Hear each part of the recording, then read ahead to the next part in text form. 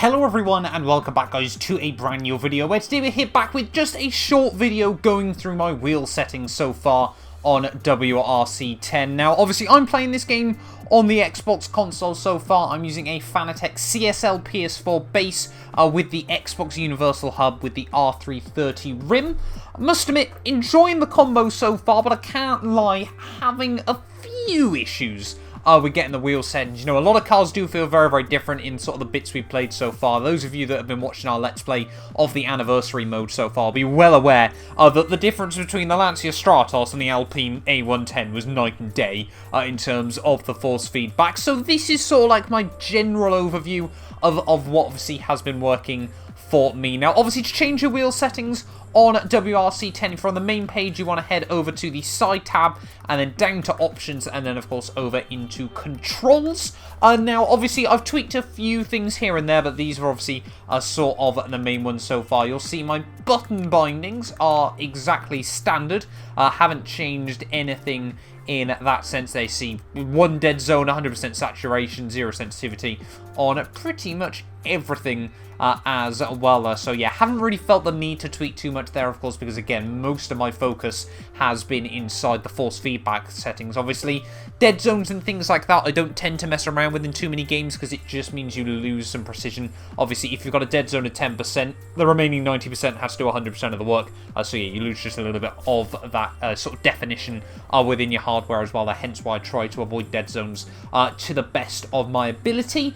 But in terms then of the settings, the main ones you guys will notice, obviously I'll run through the in-game settings and then of course your wheel settings as well there. My maximum wheel angle is set to 540. My overall force is actually set now to 150%. Obviously, if you've got a slightly newer Fanatec wheel, you might want to run it slightly lower. Obviously, if you've got a different wheel as well, you might want to run it slightly lower. I'll be honest, I think this CSL PS4 base is on its way out. I have got a CSL DD wheel coming next month as well, with a bit of luck if Fanatec send out my delivery as I hope there. So I'm having to run force feedback a little bit higher on a lot of games as well. Now, I've left the self-aligning torque, the tyre load, the self-center, and the recenter force pretty much at standard. I have tried tweaking them round, but to be honest, I haven't really noticed much difference when I have changed them as well there. The same can be said for all the vibration settings as well. I've tweaked a few things and it just hasn't really made much of a difference there. I really do feel like with Fanatec wheels especially, actually what you can do inside the wheelbase itself has made a much bigger difference than what I can do in the game there. So having a look though at my wheel settings at the moment then, first of all is obviously the sensitivity, or SEN as it will be known on your wheel. I'll read out the sort of 3-digit code so you guys don't get sort of mixed up there. I'm running automatic on the SEN there. I tried running 540. I normally actually input a wheel sort of rotation of 900.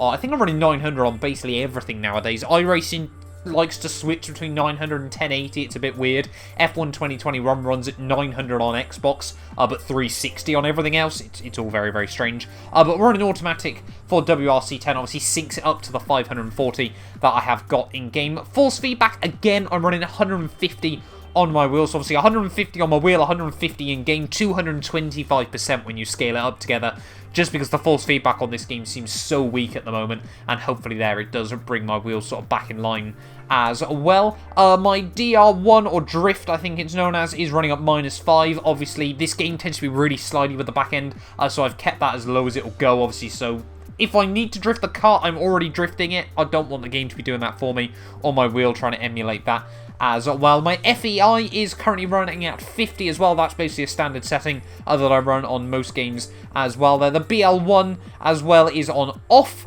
And then my SHO as well, that is running at 100. Last but not least, though, is my brake force. Generally, I run this at 30. I can't really run much higher. I tried dabbling with 40 on F1, but couldn't really get the car slowed down. So it's sort of just like the universal setting I've got used to on most games as well there. But there we go. Those are my wheel sets for my wheel settings for WRC 10.